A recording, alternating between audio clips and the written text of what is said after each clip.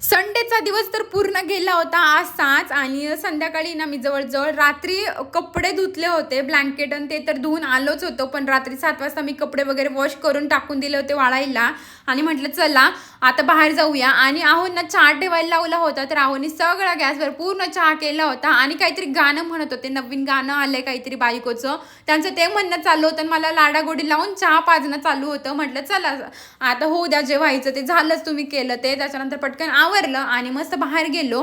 पहिले गेलो चष्म्याच्या दुकानामध्ये, कारण माझा चष्मा आहे ना थोडासा तिरका झालाय, बघू शकता. मग तिथे छान असा आहे ना चष्मा सेट केला आणि पुढे जायला निघालो बाजारामध्ये, कारण या फ्रीज जवळपास खूप रिकामं झालं होतं. म्हटलं चला भाजीपाला लागेल. फ्रीजचं काय घेतो, आपल्या पोटापाण्यालाच लागतं भाजीपाला खायला. म्हटलं चला तो पहिला घेऊन येऊया. मग संध्याकाळच्या वेळेस निघालो होतो, मग काय करणार. मग संध्याकाळी मस्त भाजीपाला घेतला आणि आमची गाडी जिथे लावली होती तिथपर्यंत पूर्ण चालत चालत गेलो.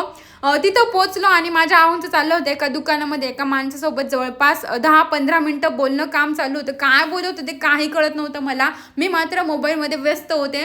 म्हटलं काय करावं यांच्यासोबत, काय बोलावं यांच्यासोबत, काय ऐकावं यांचं. मग त्यांचं बोलणं झालं आणि आम्ही लगेच बाहेर गेलो, म्हणजे पुढे निघालो. ते पण मला पाणीपुरी खायची होती म्हणून, कारण मी रूमला जाऊन फक्त भात टाकणार होते. पण मला आजची पाणीपुरी काही पटली नाही, माझ्या आहोंना पण पटली नाही. म्हटलं जाऊ दे, चला आता घरी गेलो की जेवण करूया. मग रस्त्याचं काम चालू होतं मध्ये, म्हणून आम्ही रॉंग साईडने गेलो, म्हणजे उलट्या साईडने आलो. त्याच्यानंतर रूमला पोहोचलो. आहो खालीच होते आणि मी मात्र भाजीपाला लावण्यामध्ये व्यस्त होते, कारण फ्रीज रिकामं झालं होतं. म्हटलं चला उद्या कामाला जायचंय, आता काय भाजीपाला धुवायला नको, कारण कधी लावणार कधी ठेवणार, त्यापेक्षा आता जसा आहे तसाच ठेवून देऊया. मग फ्रीज वगैरे पुसलं आणि सकाळीच आम्ही भाजीपाला सेट केला होता.